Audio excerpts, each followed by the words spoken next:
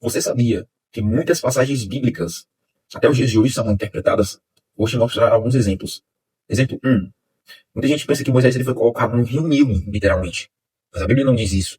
Em Êxodo, capítulo de número 2, versículo de número 3, fala que a sua mãe fez um cesto de junco, vedou com piche e betume e o deixou entre os juncos à margem do Nilo. Então perceba a diferença. Ou seja, ele não foi lançado no rio Nilo, mas colocado em segurança à beira dele. Segundo exemplo, Provérbios, capítulo de número 8. Esse é um belo exemplo e que alguns pregadores dizem que ali é Jesus falando: eu amo os que me amam e os que de madrugada me buscam me acharão. Mas pelo contexto de Provérbios 1 até o capítulo número 8, Salomão está personificando a sabedoria, como se fosse uma personagem. Ou seja, não é Cristo falando aqui, mas sim a própria sabedoria. Mais um exemplo é o exemplo de Jonas e o grande peixe. No que falar de Jonas? Nós sempre ouvimos que ele foi engolido por uma baleia, mas isso não está claro na Bíblia. Jonas capítulo 1, versículo 17 diz que foi um grande peixe preparado por Deus. Ah, mas e quando Jesus fala que ele foi engolido por uma baleia? Em Mateus capítulo 12, versículo 40. Jesus ele usa a palavra grega, ketos, que significa grande criatura marinha. Então não é a baleia que nós conhecemos.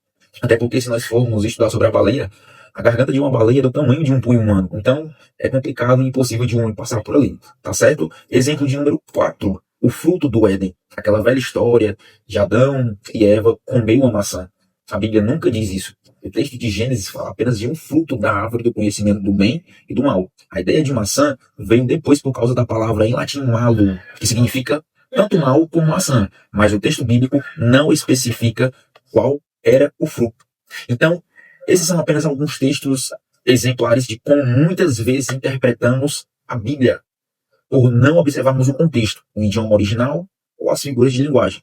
E foi pensando nisso que preparei um material completo, que é o meu e-book, Guia Resumido de Como Interpretar a Bíblia. Nele você vai aprender princípios de interpretação, a diferença entre linguagem literal, figurada e simbólica, os gêneros literários, as regras fundamentais da hermenêutica e muito mais. E o melhor, o valor é simbólico. Se eu fosse preparar esse material para vocês, sairia arredondadas por R$ 60. Mas ele é um produto que eu estou colocando promoção por um valor simbólico de R$19,99, mais barato que um lanche, mas com um valor eterno para a sua vida espiritual. Então, se você deseja crescer na palavra de Deus e evitar erros de interpretação, o link está na descrição. Deus te abençoe grandiosamente.